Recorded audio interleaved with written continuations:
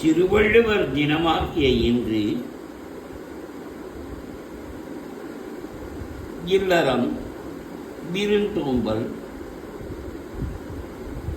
போன்றவற்றை எவ்வாறு வள்ளுவர் கூறுகின்றார் திருக்குறளில் கேட்போமா?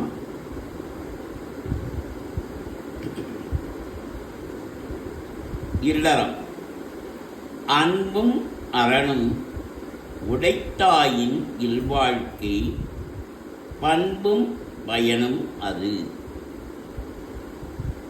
அறனெனப்பட்டதே யாதெனில் யாதொன்றும் அற்றாரெனினும் தமக்கென வாழாமை.